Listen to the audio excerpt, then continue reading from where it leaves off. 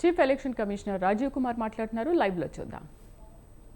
हमें हक मिलना चाहिए और चुनाव जल्दी से जल्दी कराए जाने चाहिए। चुनाव में लेवल प्लेइंग फील्ड मैंने बताई शुरू हो।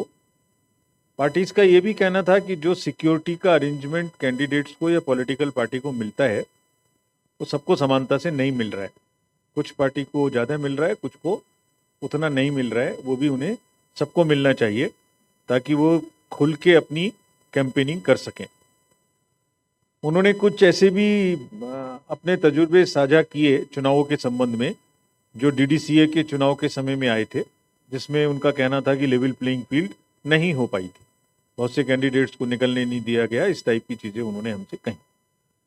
एक नेक्स्ट पॉइंट उनका कहना था कि जब हम कुछ परमिशंस लेने जाते हैं या सुविधाएं लेने जाते हैं तो उसमें डिस्क्रिमिनेशन का स्कोप प्रशासन के पास रहता है, तो हमें सबको बराबर समानता के साथ में सुविधाएं मिलनी चाहिए।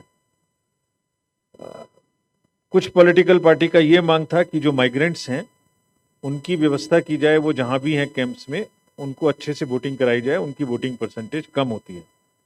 उनका कहना था कि जम्मू में भी हैं, दिल्ली में भी हैं और श्रीनगर में भी हैं।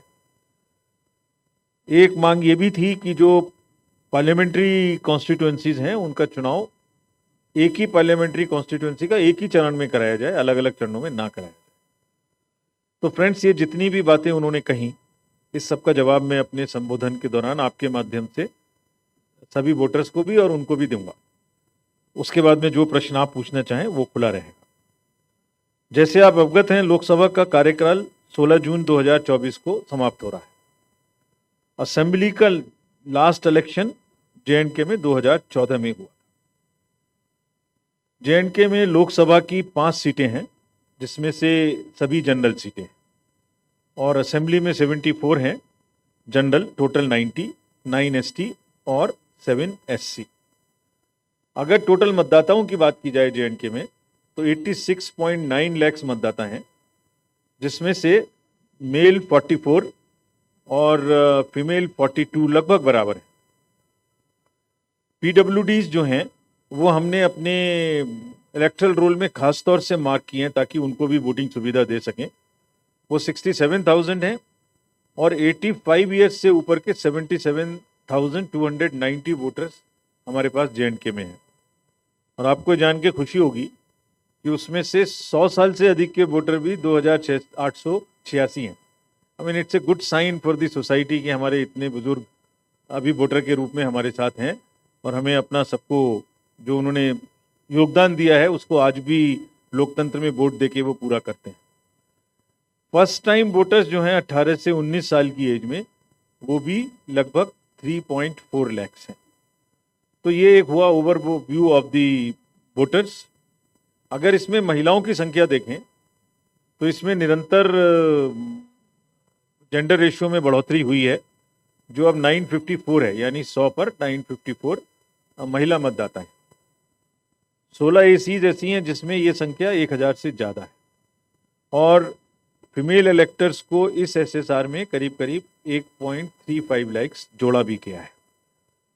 फ्रेंड्स, हमारा एक बहुत बड़ा रोल फोकस इस बार के इलेक्शन में है कि युवा मतदाताओं को हम अपने साथ में खास तौर से जोड़ें, यानी उनको रजिस्टर भी करें वोटर्स में और उनको मतदान पे लाने के लिए भी किसी तरह से प्रेरित कर सकें। अगर 20 से 29 में हम टोटल देखेंगे तो काफ़ी सारे मतदाता, जैसे इस स्लाइड में दिखाया गया है आपको, वो हमारे इलेक्टरल रोल्स में शामिल हुए हैं। नेक्स्ट में अगर हम आपको बताएं तो जो ओवरव्यू ऑफ पोलिंग स्टेशन है, अभी तक मैंने आपको इलेक्टरल रोल के बारे में बताया। अब पोलिंग स्टेशन जो है वो टोटल 11,629 होंगे, जिसमें एवरेज संख्या 747 होगी। हालांकि 1500 तक हो सकते हैं मैक्सिमम, बट इनमें संख्या 747 एवरेज है। ज़्यादातर रूरल हैं। 50% से ऊपर पोलिंग स्टेशंस पर हम वेबकास्टिंग करेंगे, जो भी सेंसिटिव हैं उन पर। और बहुत सारे बूथ, जैसा करीब करीब 80 के ज़्यादा, वो आपको महिलाओं के द्वारा एक्सक्लूसिव या पर्सन्स विद डिसेबिलिटी के एम्प्लॉयज़ के द्वारा ही चलाए जाएंगे। मतलब ये एक माध्यम है हमारा बताने का कि महिलाएं पूरा सेंटर चलाएंगी और उसमें जहाँ तक ये पुलिस फोर्स भी महिला रखेंगे, और इसी तरह से पर्सन्स विद डिसेबिलिटीज़ को भी हम बूथ चलाने के लिए आमंत्रित, मतलब हम उनकी व्यवस्था करेंगे। सभी पोलिंग स्टेशंस पर मिनिमम फैसिलिटीज़ अवेलेबल होंगी। वो क्या क्या हैं? पीने का पानी, टॉयलेट, पीडब्ल्यूडीज़ के लिए रैंप, वॉलंटियर्स उनके लिए चेयर्स, लाइट, सब चीज़ों की व्यवस्था पोलिंग स्टेशन पे होगी। हमारा एफर्ट है, हमने सबको डायरेक्शंस दिए हैं कि उनको इतना अच्छा बनाएं कि जो त्यौहार का सा माहौल बनता है उसमें लोग आएँ, सुविधा के साथ अपना वोट दे सकें। ओल्ड एज के जो हमारे बुजुर्ग मतदाता हैं, जो 85 ईयर्स से ऊपर के हैं, उनको, और जो पर्सन्स विद डिसेबिलिटीज़ हैं, एक एडिशनल सुविधा दी जा रही है जो यहाँ पहली बार मिलेगी, क्योंकि इलेक्शंस हो रहे हैं पहली बार। उसके बाद उनको घर से भी वोट देने की सुविधा है। जब नॉमिनेशन से पहले हम उन्हें फॉर्म डिस्ट्रीब्यूट करेंगे घर घर जाकर, और जो भी लोग ये चाहेंगे कि उनके घर से वोट लिया जाए, वहाँ एक टीम जाएगी, एक वोट लेने के लिए टीम जाएगी, जिसके साथ पॉलिटिकल पार्टी के जो कैंडिडेट हैं वो भी जा सकते हैं। ऐसा नहीं है कि वो अकेले कोई जाके वोट ले आएगा, उसकी वीडियोग्राफी होगी, और जितने भी बुजुर्ग मतदाता हैं उन सबको हम घर जाके वोट देने की भी सुविधा देंगे। हालांकि हमारा तजुर्बा ये है कि वो सब लोग बूथ पे आना चाहते हैं, क्योंकि फेस्टिव माहौल रहता है, हमेशा बूथ पे आते रहे हैं, तो उनको लगता है घर से बाहर निकले, बूथ पे आए, 10 लोगों से मिलेंगे। लेकिन अगर किसी वजह से नहीं आना चाहते तो हम घर से भी वोट लेंगे, और वही सिचुएशन पर्सन्स विद डिसेबिलिटीज़ की भी है, जिनको भी फॉर्म 12D हम देंगे अगर वो घर से वोट करना चाहते हैं।